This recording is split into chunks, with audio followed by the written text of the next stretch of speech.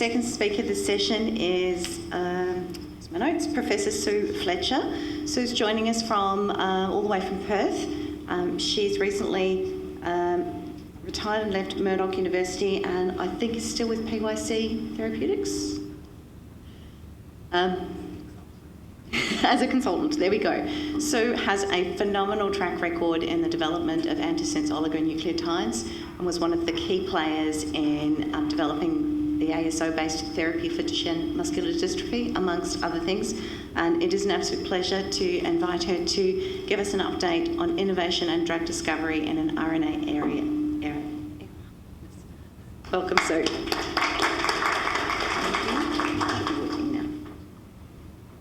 Thank you so much, and it's lovely to be here and to be sharing this day with you. I have never worked on Prader-Willi syndrome, but I will tell you a little bit about the work that we've been doing.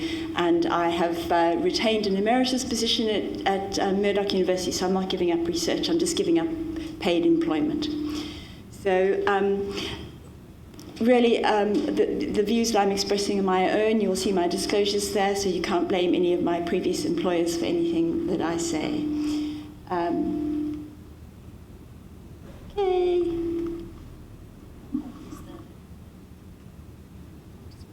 Oh, the point. Okay, sure. So I'm going to tell you a few important things. The first is that. We really are in a new era of drug development. Conventional medications, your Nurophens and blood pressure pills and whatever, work mostly by drugging proteins, acting on proteins. Less than 1.5% of our genome encodes proteins, and fewer than 1 in 10 of those are potentially druggable. So conventional medicines are really a challenge, particularly when we start talking about uncommon diseases. We then moved into the recombinant protein era in the 1980s. Many lives were saved and many lives were changed by treating patients with engineered proteins, Gaucher disease, myozyme, a whole bunch of really important enzyme replacement therapeutics have made an enormous difference to lives. They're expensive.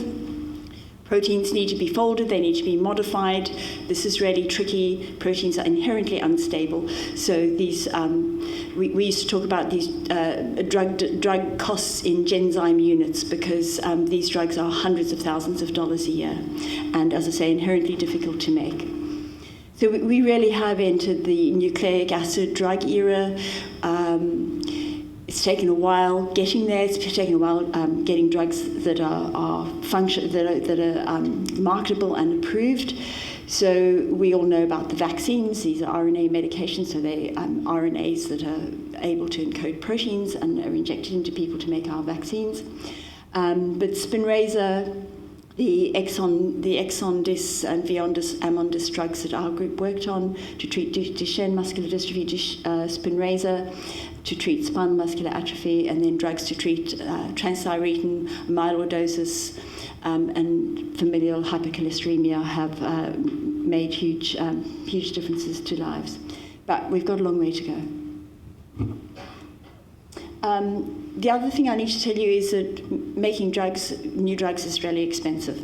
So it's about $1 billion to create a conventional medicine, 12 to 18 years it can take to get a conventional medicine approved and on the market, and 50% of those undergo post-approval withdrawal. So it's an expensive process. Drugs can cost up to nearly $3 billion US to develop. Devices, diagnostics, all have additional costs. Even a new syringe needle has a significant cost. A drip set can cost $13 million to get to the market. The other thing is that in Australia, we're really good at innovation, protecting our inventions, so doing the tech transfer. What we're not good at is doing the preclinical development, the IND enabling, the translation, the drug manufacture, getting the drugs approved. And then once they're approved, they tend to come back to Australia for clinical trials because we're really, really good at clinical trials. That middle bit in pale blue is incredibly expensive. We're looking at about, usually at least $50 million to do that middle bit. And that's where the money is lacking in Australia. So that expensive work is done overseas. Clinical trials are also costly, but by then, usually the drug companies are funding them. The other thing that I don't need to tell a group like this is that patients with rare diseases represent the most underserved patient community worldwide. You all know that. The burden of rare diseases is phenomenal. There are nearly 7,000 rare diseases. 80% are genetic. 75% of these affect children and young people. And when we lump all rare diseases together, they affect more people than cancer. So, together we have a better chance. As you all know, genetic diseases begin with a change to the genome. So we have a healthy gene, normal levels of a normal protein, we'll have a healthy subject. A mutation can give us no protein, a modified protein, or low levels of a protein or a partially functional protein, giving us monogenic disease. Making a human involves making mistakes. That's how we've evolved.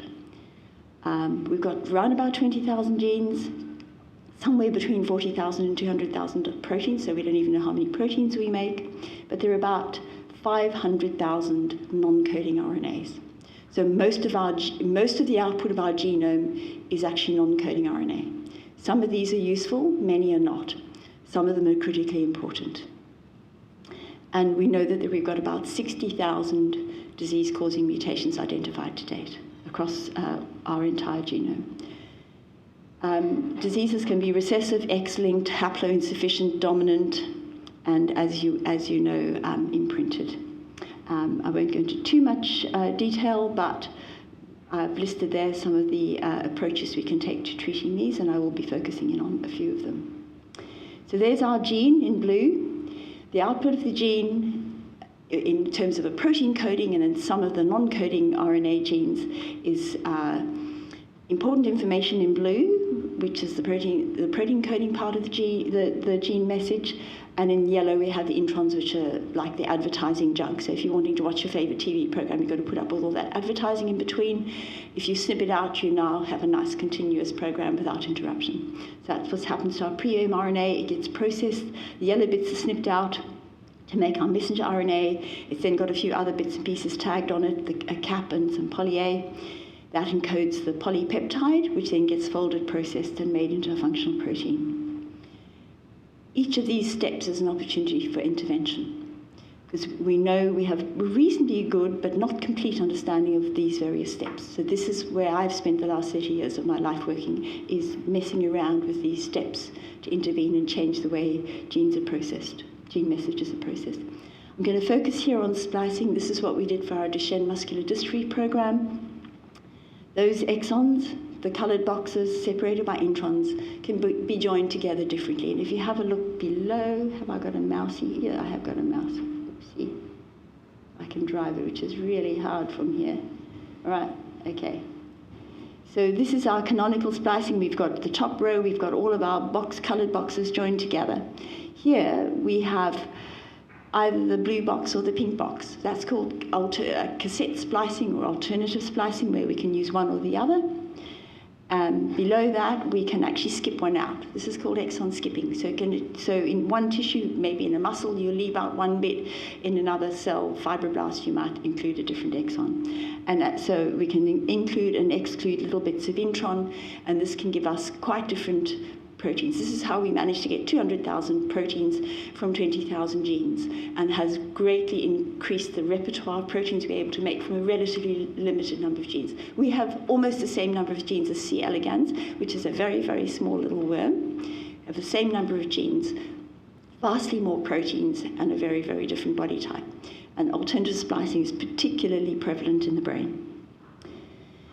This very, very busy diagram, and this is just, I've encapsulated just about all the things we can do with antisense oligonucleotides, which are small synthetic nucleic acid fragments that can bind, A binding to T or U, and C binding to G, that can bind to a messenger RNA and alter the way that messenger RNA is processed, the way it is read, the way it folds, or the way it interacts with its targets. So by designing and these particular antisense oligos using different chemistries with different properties that make the antisense DNA-like or RNA-like, can greatly change what we can do with it. So exon skipping, if you have a look in the nucleus, if you have a look in if this is the nucleus, the sort of center of this fried egg looking thing, here's our splicing happens in the nucleus. We can use antisense oligos to include or exclude introns and exons. We can use DNA-like oligos here to degrade a messenger RNA. We can use silencing RNAs down here, and we can also use RNA-like oligos to alter how the messenger RNA is folded and how it is translated and whether or not it makes a protein. I won't go into too much detail because we don't have a huge amount of time. So the next thing I want to touch on is that implementing new paradigms takes time. And there were 400 different gene therapy trials before gene replacement or classical gene therapy became a reality in the clinic. 400 trials. There were 1,745 trials in 2021, about 2,000 expected by the end of 2023, and by the end of 2024, we're expecting to have probably 30-odd nucleic acid therapeutics and 20 or so gene therapies, gene replacement therapies.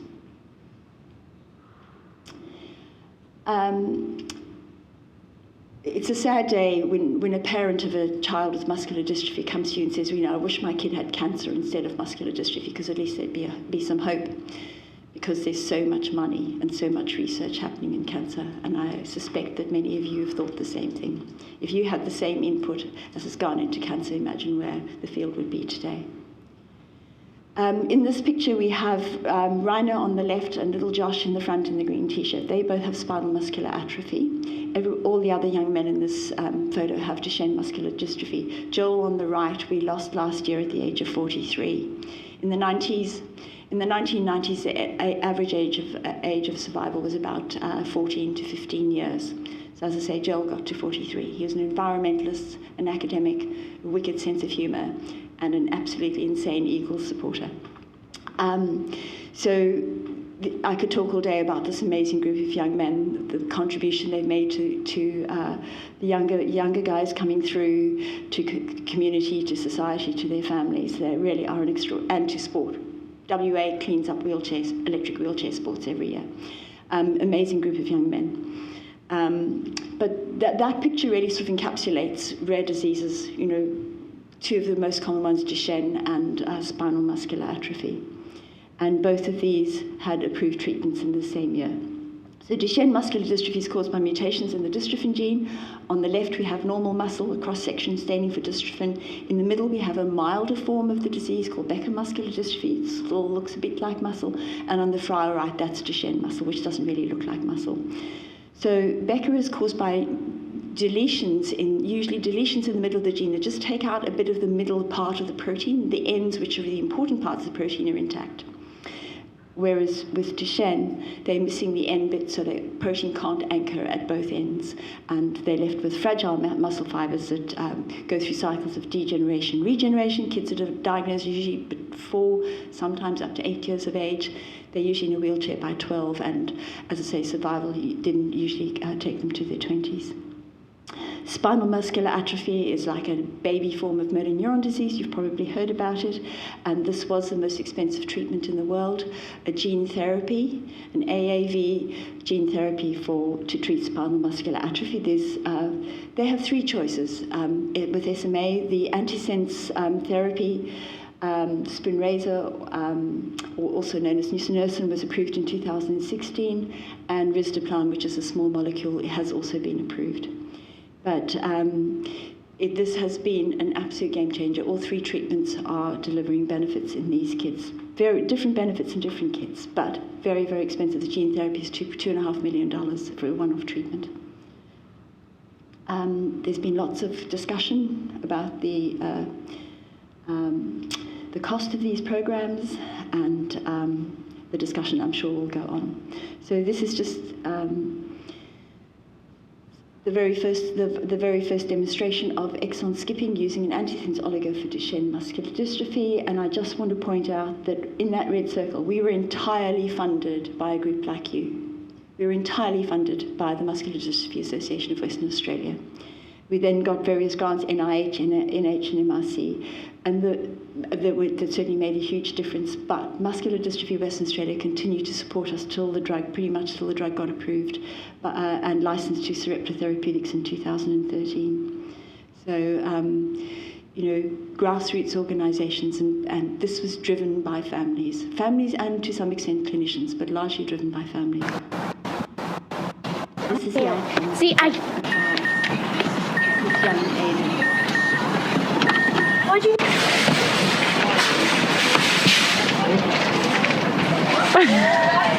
He still has a muscle disease. He is still going to lose the ability to walk.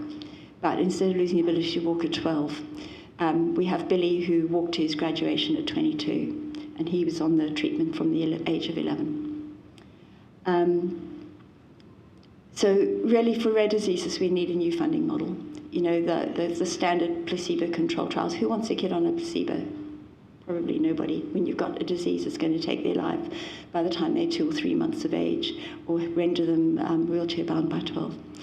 So, with the cost of these drugs, the work that goes into development, the difficulty of doing clinical trials on patients with rare diseases, especially when you have competing drugs going for the same cohort of patients.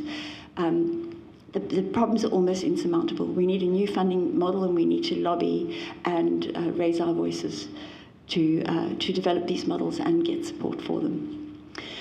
Just to touch quickly on Angelman syndrome, we've been hearing about the treatment.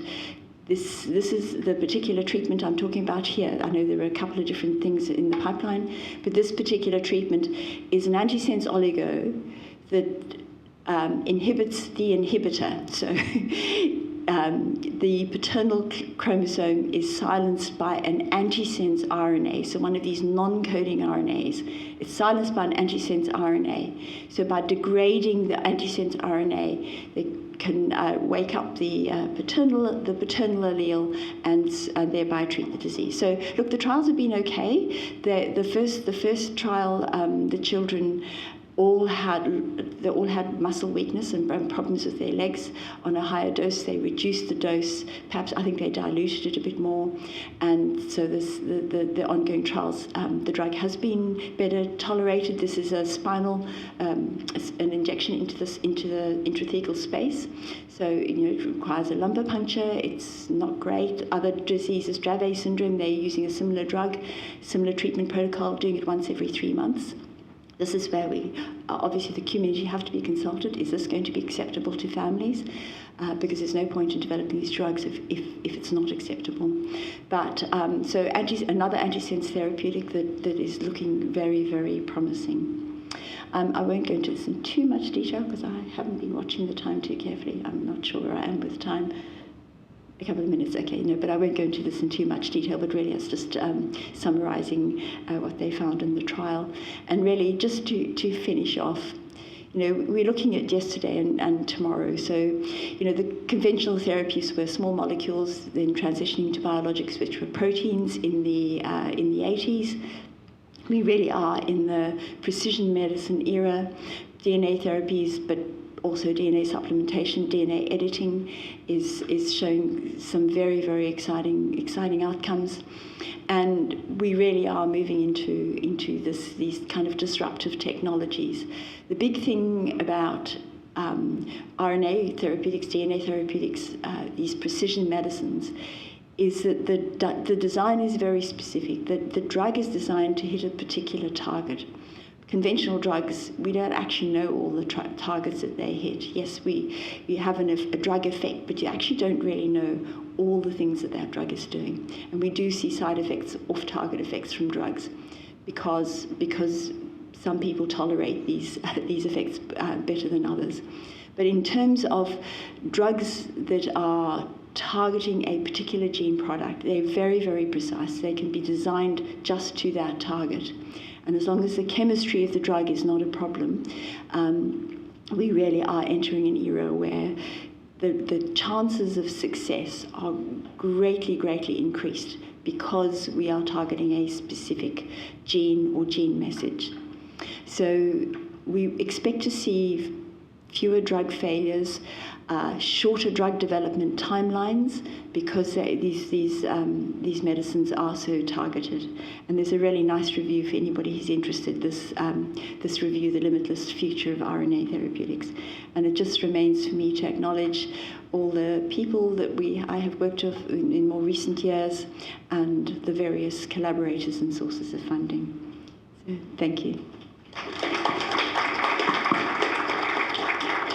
Have you been following what the neurotoxicity is like for ASOs delivered into the neural system? So what does, rather than the systemic toxicity, what does the neurotox look like? Because that might be similar, I guess, across targets. Yeah. Okay, so this is a bit of a pet subject of mine. I'd love to chat to you more about it. There's lots of different flavors of oligos. There are particular oligos, because they're not, RNA is very, very unstable. You can't just go putting RNA into people unprotected. It just doesn't survive, and it doesn't get to the target cells. So these RNA-like oligos are modified, and they put a sulfur in the backbone where there should be an oxygen, and makes these molecules much more stable, much, much more sticky. And we are deeply concerned by this, because these things stick to the extracellular matrix, and if they get into the cell, they stick to nuclear proteins, and they can cause aggregation of proteins. They can pull proteins from the nucleus into the cytoplasm. And it is likely to be a concentration-dependent thing, but if they accumulate, it is a problem. There's also a paper from about 40 years ago showing that the actual nucleotides can be incorporated into genomic nucleic acids. So they break down, and these sulfur-containing nucleotides can be incorporated into DNA. I don't know that anybody has followed this up. So yes, we are concerned about it, and it remains an ongoing concern, but it's not stopping people developing these drugs. Very, very fast. We are running about 10 minutes. Just very quickly, do you think the high cost will come down eventually? Yeah, as things come off patent, the costs will come down. So the morpholino oligos, which Sarepta used, they had a monopoly. So those are coming off patent. Other people are making them. The costs will come down, but they still they use massive amounts of horrendous chemicals to make them. So they really are expensive to synthesize. But like the Spinraza, that $400,000 treatment, to actually make it, in a crude preparation, is about $100 worth. Please join me in thanking Sue. I think that technology has incredible potential.